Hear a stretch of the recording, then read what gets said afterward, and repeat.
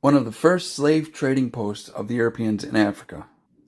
This video, we're going to look at a few different things. We're going to look at how people were in Africa prior to 1492. We're going to look at how the Europeans saw Africa when they first got there, and what they did with the African slaves, and then what they did with the Arabs and Jewish, and how they all got along, and how they didn't get along as well. So anyways, Cadamosto first reached Cape Blanc on his way to Africa. This is on the western coast of Africa, Mauritania coast, somewhere near the northwestern edge of Mauritania. There's like a little peninsula there, they call it Cape. So that's where he was referring to when Cadamosto first came to Africa and started writing about this stuff. So in between this cape and the mainland, there's like this little curve of, of water. And in between that, there's an island, and that's the island, Argan Island, that is located off the coast of Mauritania in Africa. And the Europeans referred to the area they coasted along as Ethiopia because they referred to Africans as Ethiopians as he was traveling down the coast. So when they first came to the Cape, they named it Forna d'Argan, in which is derived from the name Argan, in which the locals called the island in the center of the bay between the Cape and the mainland Africa that held it in between it. Present day, we refer to the area as the Bay of Argan. The Portuguese took Argan Island and monopolized trade there. Argan Island was a trading post. They would trade with the Arabs and desert tribes on the island associated with the market of Aden. They traded gold dust and black slaves for some various cloths and corn, since Cadamosto mentioned that the Arab food supply wasn't always ideal. So they wanted some of that corn. Here's some slaves. Give me some of your food. Portugal granted licenses to anyone that wanted to trade there at this island, and banned those that did not hold that license. And this Argan Island was the first slave trading post that the Portuguese held on the African coast. It's really cool, the details that Cadamosto has when he writes about this stuff, 600 years ago. When they first arrived in the bay, Cadamosto wrote of the desert that they saw from the other coast.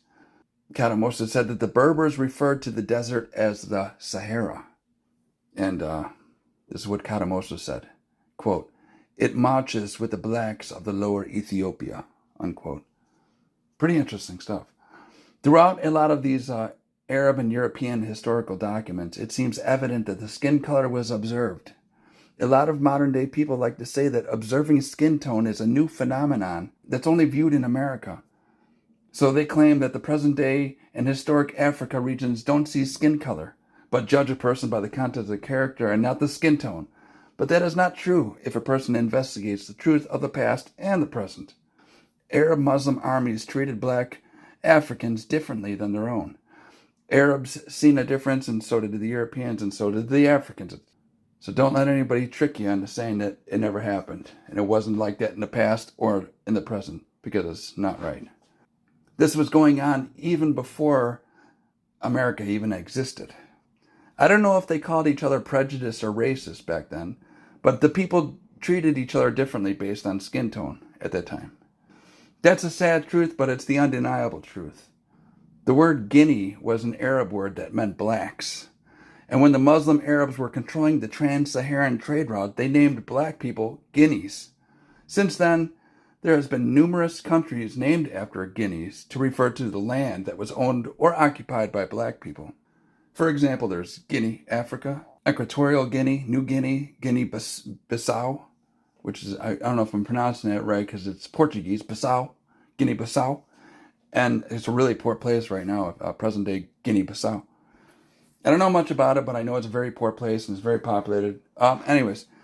So there was even a German and a French Guinea after the Christian European states moved into the area to spread their culture and faith and to later reap the resources of the Muslim and African hands. A lot of these places were referred to as Guinea of some sort. So skin tone was evident back then, and we have evidence of it today that still exists. I wonder if people are ripping down the flags of these nations because they were initially based off of skin tone. So anyways, back to Cadamosto coming to the African region. He said that he mentioned that it would take some 60 days to cross the desert lands. And there's a place referred to as the Hoden that the Arabs frequented. Hoden is actually Waden, in which held a trading factory of sorts. The Portuguese tried to take some of the northbound flow to divert some of its merchandise westwards. And this is why Prince Henry took this area for his trading post. Cadamosto said that a lot of the merchandise that came from either Timbuktu or the land of the blacks came to this place. So what was the food that they ate there? They ate dates and barley. Cadamosto noted that they didn't have any wine. They drank milk from the camels and other animals. They had small cows and goats. These animals were small in size and population because there wasn't enough grassland for them to eat since it was such a dry area. So the animals stayed small and in small groups. Although there were a lot of lions, leopards, and ostriches in the area, and Cadamosto did like the eggs from the ostriches, he wrote. He's like, the eggs were so good. But these people were referred to as Mohammedans. They were the Muslims that invaded the area some centuries past that we talked more elaborately about in other videos. Cadamosto said that they were very hostile towards the Christians. These Arab Muslims would travel back and forth to black areas in Africa to gather slaves and merchandise. And Cadamosto says that the Arabs never stayed put in one area for a long time. They had a bunch of camels that were loaded with brass and silver that were waiting to be delivered to other regions, in which they would trade for gold and pepper and slaves. It has been said that in different times of history that pepper may have been more expensive than gold itself. And the Muslim Arabs stole the monopoly on this spice, so they controlled the trade of and prices of this pepper. Yeah, so we all got salt and pepper on our tables right now. It's easily accessible. But back then it wasn't so easy. But anyways, Cadamosto didn't mention the specific hostilities from the Muslims. One could only imagine that in a time of conquest and religious and territorial wars, that communications had to be rough between these people. He said that the Arabs were brown-skinned people who were always barefoot. The men and women dressed the same with white cloaks, but the men had these turbans on their head. And these Arabs would come to the coast and trade slaves with and gold at this port. The Africans then were brought to a place that Cadamosto called a castle. And it was basically a holding place for the slaves to be taken by the Portuguese, who frequently came to the area for slaves and other merchandise at the time. 800 slaves were taken from the area every year. And after 178 years of Portuguese occupation, the Dutch took over the island from Portugal in the year 1633. The Muslims had a lot of Berber horses. They traded horses for slaves. Cadamosto wasn't specific about the region, but said that the Arabs would take the horses to the Black Lands to sometimes be able to trade up to 15 slaves for one horse. That's right. 15 slaves for a horse. Depending on the quality of the horse, of course. The Muslim Arabs also traded Moorish silk, silver, and other goods to these African states in trade for slaves. And a lot of these slaves ended up on Argan Island in the slave quarters, where the Africans would wait to be taken as slaves somewhere else. The Portuguese weren't the only people that wanted to get their hands on these slaves now. The Muslim Arabs wanted slaves. The African states had their own slaves as well. The Jewish people were trading them. The Muslims and the Christians, everybody was trading slaves. And different states in Africa were stealing people from other communities to sell to people for profit. And I talked about that in my other video, I think the eunuchs and slaves video. If you want to check that out more elaborately, what was going on at the time. Then the slaves were brought to a market and to a town of Hoden, to where they were divided up and went their separate ways. Some went to Sicily, some went to Tunis. Others went down the whole coast of the Barbary. The slaves were transported everywhere at the time. Not America, not yet. These slaves were transported to wherever people would pay, I guess. Anywhere in Africa, Europe, or Asia.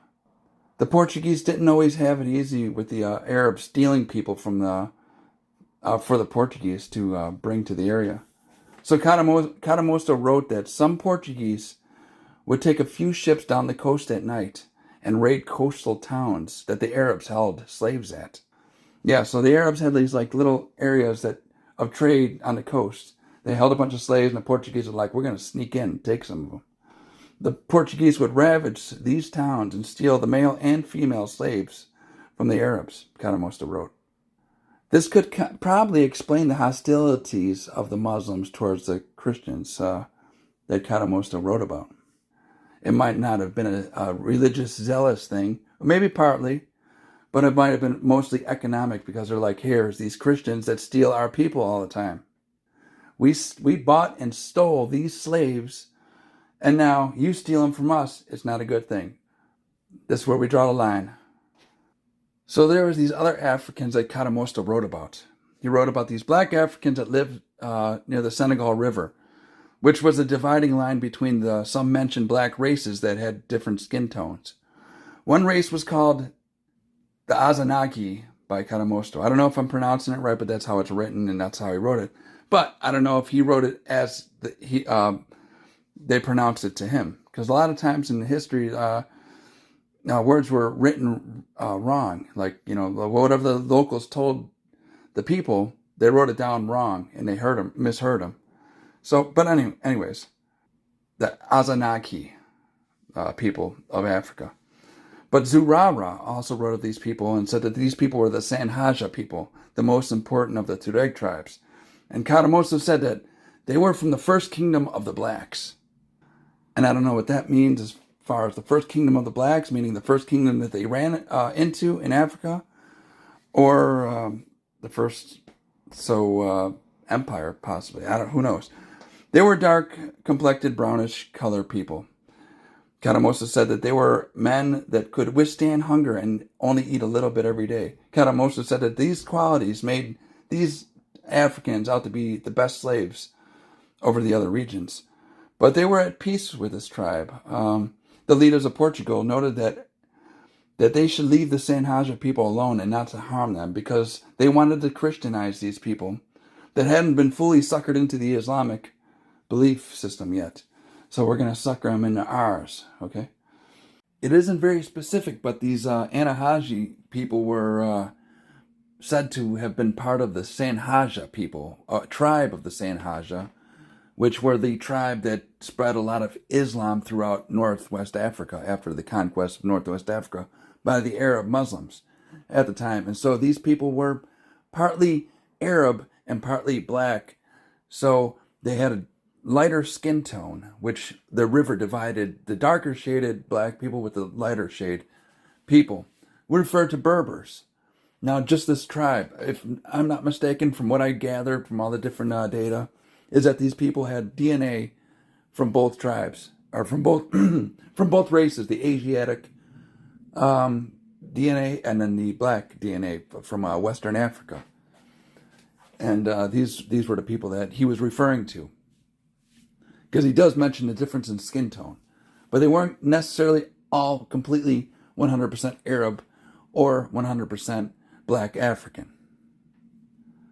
They might as well have been the Tuareg people, a tribe, but the specifics in documentation and the specifics in later research sometimes contrast each other. So it's still up in the air, but I'm just bringing out all those possibilities of who they were and what they look like, and how Cadamosto seen them and wrote about them, into where there was a dividing line between the Arabs, or not the Arabs, but the lighter skin Africans and then the darker skin Africans.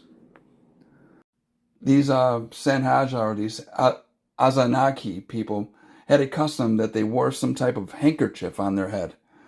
They had a piece come over their face and cover their mouth. The tribesmen said that the mouth was an awful thing and it needed to be covered. Cadamosto said that they said, quote, "The mouth is always uttering wind and bad odors, therefore it should be covered," unquote. Cadamosto says that they only show their mouth when they eat, but the rest of the time they keep it covered. And Cadamosto said that he's seen a lot of these people that cover their mouth And he's seen a huge population of them. He's seen them in different times, different places. And so he said it was pretty evident that all of them did it. That it wasn't just like a couple of guys that had bad breath. It was just like their culture. This Azanagi people. Cadamosto said that these Sanhaja have no governors among them. There was a slight difference in respect between the rich and poor, but for the most part, everyone was equally regarded. Except for the rich guys, they got probably a couple extra women. But I don't know, I'm just saying that. Although he said that they were very poor people, all of them. Amongst them, he said they were the biggest liars and the biggest thieves in the world that Cadamosto had ever seen. He said they're the biggest liars and biggest crooks, thieves ever. He said they were about average height. They had dreadlocks that came down to their shoulders, like the Germans did, Cadamosto said. But the only difference was that the Africans had black hair and the Germans didn't. So that's what, but he said that they had the same kind of hair length. But the Africans rubbed this fish oil on these dreadlocks, which made it smell terrible, Cadamosto said. But they regarded that smell as a great refinement. Saying, you smell so bad, it's great. But these are just some of the things that Cadamosto wrote about during this time and in that region where they had the slave quarters on Argan Island. And the Portuguese were taking people to and from there for many years. So it's just an interesting history. I wanted to bring it up, and so that's it for this Cadamosto video. Anyways, subscribe and like this video if you like. And if you don't like this video, you can send it to your enemies and they'll hate you for it. Anyways, adios. See you next time.